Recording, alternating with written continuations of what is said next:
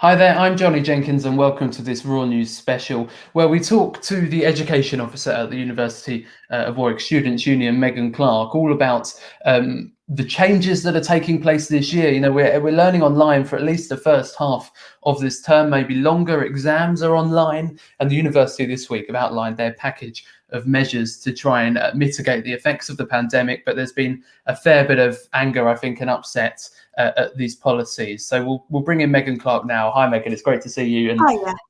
thanks Great for to see taking you this too. opportunity, Megan, to answer questions, because I think you know just as well as I do that there's been quite a lot of reaction, let's put it that way, to these policies. So we've got questions that people have submitted to us. And before we get onto those, Megan, just tell us what is different this year and what your reaction to that is.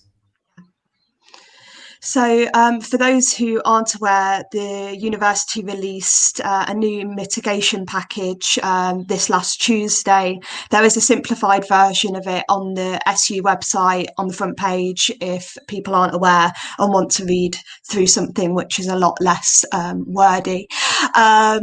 Essentially, a lot of what is in it is stuff that was first introduced last March and has been continued into this new mitigation package, such as the opportunity for uncapped resits for students with mitigating circumstances, which I would encourage anyone to submit, no matter how small your personal circumstances seem. Please submit them on Tabular. There also is the right to defer assessment if students feel that they cannot take exams at this current time for whatever reason. The university have also introduced 1 week blanket extensions for eligible assessments in January. And there's still the opportunity to self-certify for a 5-day extension twice throughout the academic year. So this means you can get an extension without submitting any evidence, as you do with mitigating circumstances. So they're the main highlights. You can read the full thing on the SU website. In terms of my views towards it, I totally agree with the reaction. It is not enough for the situation that students are in at the minute.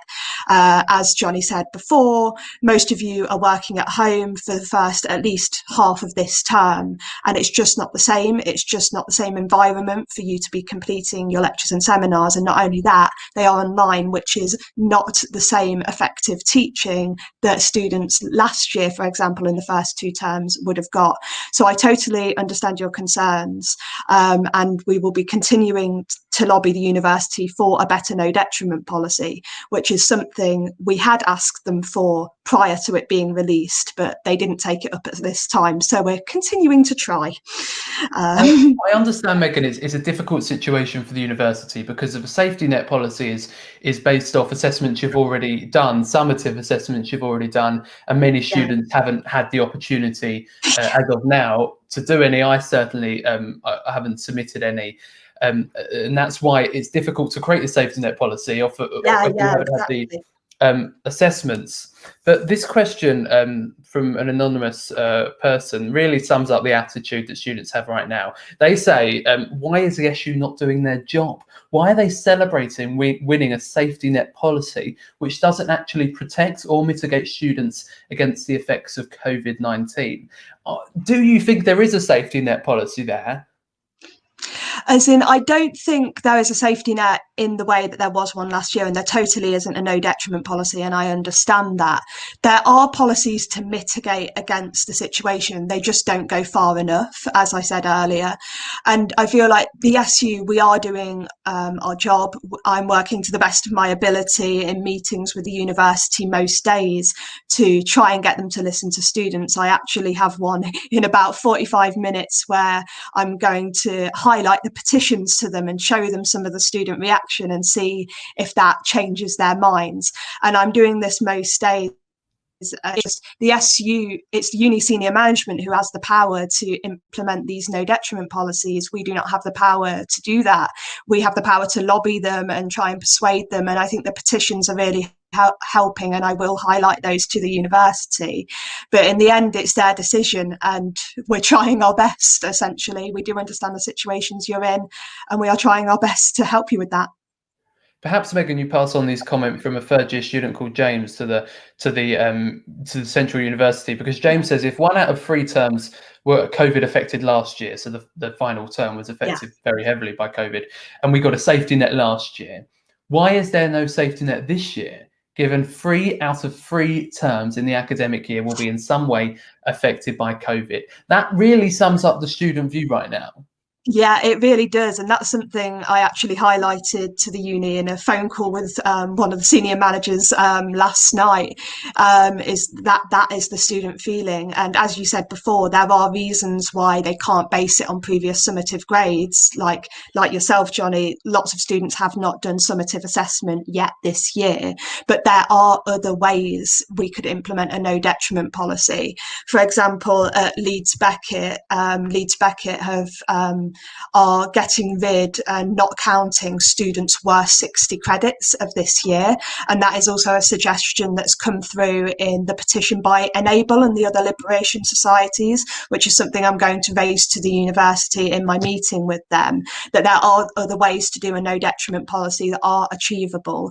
And they need to understand that even if the lockdown only started at the start of January, the situation in term 1 wasn't great either. It was blended learning. There was a lockdown in November, and blended learning is not as good as in-person teaching. And like for years prior to this, the university were always saying that lecture capture is not enough. You should attend to your sessions. And now the only thing a lot of students have is lecture capture, and therefore there should be mitigations, proper mitigations in place for that.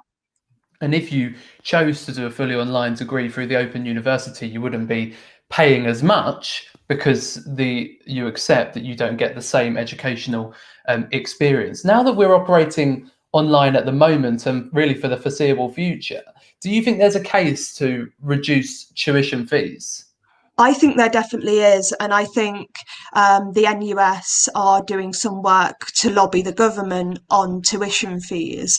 And as an SU, we're looking into contacting MPs on the APPG for students, which is the all-party parliamentary group for students, of which Matt Weston, who's the MP for Warwick and Leamington, is a member, to try and get them to lobby government for tuition fee refunds as well, because tuition fees at the best of times are too expensive and totally abhorrent. But here we are, and let alone when like online teaching is the norm. Like, we should not be paying £9,000 a year for this. And I totally agree with you. And there's like a lot of work going on between SUs to lobby the government on that. And just whilst we're on fees and paying money, many students are paying rent at the moment on empty properties, aren't they? In Leamington, in Coventry, on campus for some people. Now, if you can't get back to your Warwick managed campus on accommodation on campus, then you can get the refund. The university have said that, and I think most people will welcome that. What they haven't done is done any refunds for Warwick accommodation that's off campus, or given much support really for private renters. What would you say to people that they should be maybe contacting their private lender? Should they be rent striking? What would your advice be there? Yeah, so this is a similar situation to the one we had in summer term last year, when Warwick gave a rent rebate to those living in halls on campus and not for those in managed accommodation off campus. We are continuing to pressure them into giving a rent rebate to those students as well. In terms of students in private accommodation, I totally get your situation. I was in private accommodation in Leamington in term 3 last year. One of the things that the SU did last year is wrote to local MPs and wrote to local lettings agencies, encouraging them to be flexible and lenient and give rent rebates where possible. So we will be doing that, and there will also be a letter template going up on our website for students to send to their own private landlords to help them like petition their landlords for discounts, contract releases, those type of things. So that work is going on and will be coming out in the next few weeks. The SU actually has a couple of town halls next week, one on safety net and one on rent. I think they're on Tuesday and Thursday, but keep an eye on our Facebook for students to come to us with questions, with concerns, so we can raise them to the uni. Obviously, we're aware with certain concerns and we've already seen them, but it's good to speak to students directly. Yeah, and let's come back to education because, of course, that's your remit, really. Exams, as we've said, are online this academic year. We've known that for quite some time, haven't we? Yeah. But I'm hearing a lot of frustration amongst life science and engineering students who have to do a huge amount of exams in a very short space of time. Yeah. So Charlie here, a third year student, says, is there any thought about challenging the set 2-week period of exams? The current situation means many students are going to burn out. We've faced all their exams within just 2 weeks. And Charlie's example is third year life scientists at this rate have been told to write 12 high quality essays in 2 weeks. As humanities students, Megan, we know that's pretty undoable, as opposed Yeah. to 4 essays, which they were originally told to do. What's your Yeah. reaction to that?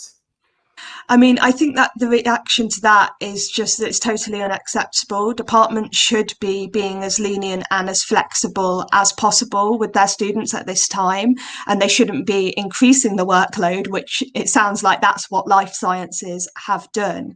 I have had a couple of emails come through my inbox about, I think specifically engineering, getting rid of the 24-hour window that students had to complete exams last year, and now they're only getting a couple of hours, which doesn't allow for technical difficulties or anything like that. So that is something I'll be raising with the uni. I didn't know about the 2-week period, but I'll raise that with the uni as well and see if that's something we can get looked into. Yeah, that's all I can say, really. A third year student asks, why is negative marking still in use? They say it's ridiculous in normal circumstances, let alone now, and it discourages students from even trying. Is that something that you're lobbying to change?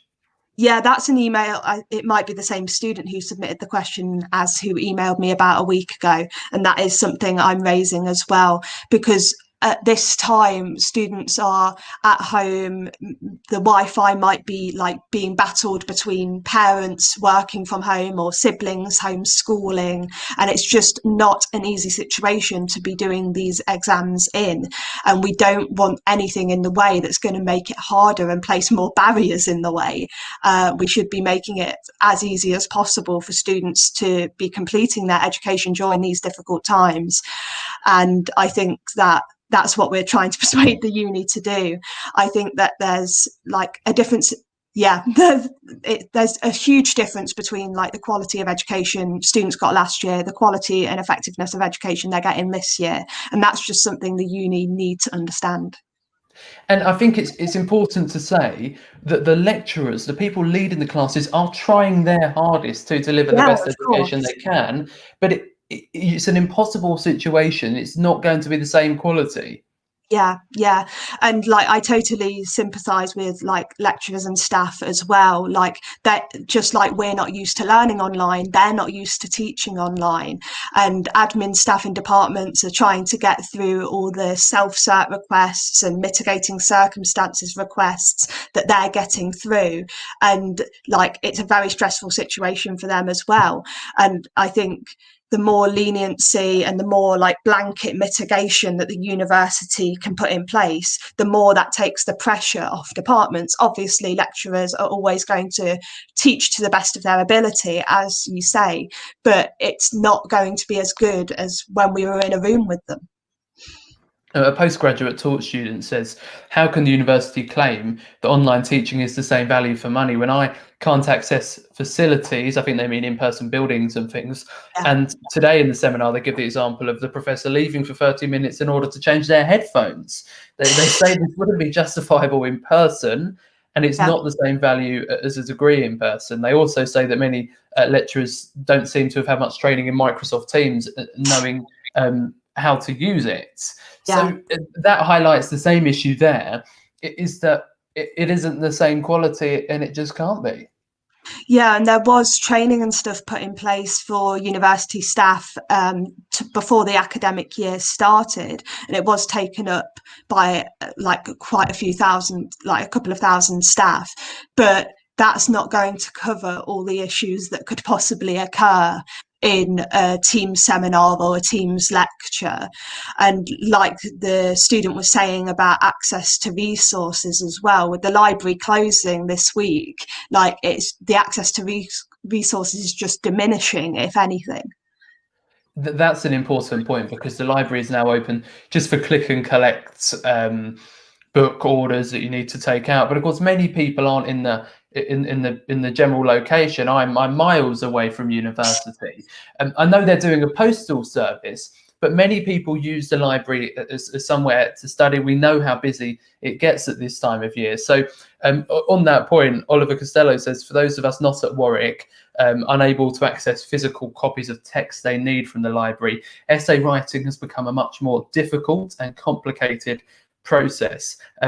Oliver wonders why the university can't put a no detriment policy. He says he won't be able to access the necessary information, and like many students, not in a position to buy incredibly expensive academic texts. What would you say to someone who is perhaps writing a dissertation or an essay or a piece of work and they just can't get a hold of a book? Yeah, and like I totally sympathise with the situation. I don't know how I would have coped last year if that was me. And we are really disappointed and angry to see that the library is closed. Like, we understand the health and safety implications of it being open, of the new COVID variant that is now like rife around the country, but that is a vital resource to students. They are offering postal loan service for free for all students now. It used to be that it was only available for students in self-isolation, but for example, it's not available on 3-day or short loans, which are the books that students very often need, especially for final year essays and dissertations. I actually have a meeting with the library tomorrow where I'm going to raise that and see if they can make that available to all books in their library and the external stores as well. In terms of advice I would give to students, if you are in the area, Roots Learning Grid's open, the PG Hub is open, and the Biomed Grid is open. I also understand that Roots Learning Grid was incredibly busy yesterday, so I've asked the university to open up more spaces, such as the University House Learning Grid, and we are trying to make it as easy as possible and put other measures in place, but nothing is as good as the library being open, so that is our ultimate goal. Here's a question from someone who's always got one, Luke Shortland, saying, Yeah. where can students print? Is there anywhere in Leamington, particularly, because of course that's where many students live, to print without having to pay £4.30 for the bus there and back just to print a double-sided sheet? Is the Leamington Learning Grid open? No, it isn't, because so the Leamington Learning Grid, as people will know, is inside the town hall in Leamington, which is owned and operated by, I think, Warwick District Council, one of the councils anyway. So they have ultimate control over whether the building is open or not. The university don't. So at the minute the building is closed, and therefore access to the Learning Grid there is closed. So that is unfortunately the situation at the minute. As far as I know, the only place students can print is the learning grids that are on campus, and as Luke says, then you're having to pay for the bus on top of paying for the printing, so it's a terrible situation. And also making a journey which you probably don't feel is essential. Yeah. And of course, every time we open the front door, you put yourself at some level of risk to Yeah. the virus and the new variants, and getting public transport. We don't always feel it's the safest way. Now, Megan, you've had a very different year this year as a sabbatical officer, and I suppose that, you know, it's all you've known. The elections night I hosted when you got the position was, I think, one of the last events that we all went to. But I suppose still you've been able to pick up quite a lot from the position, and you would encourage people to stand in SU elections, and of course they can nominate themselves, well, today. Yeah, so nominations opened on Monday for the spring elections 2021. So that's for all the full-time officer positions, part-time officer positions, and for faculty reps. I would really encourage anyone who thinks they might be able to make a difference to run in these elections. And hopefully next year will be a bit better. Hopefully you won't be working from home as you do this work. But it is really worthwhile, and speaking up for students is really worthwhile, and I encourage anyone to do it.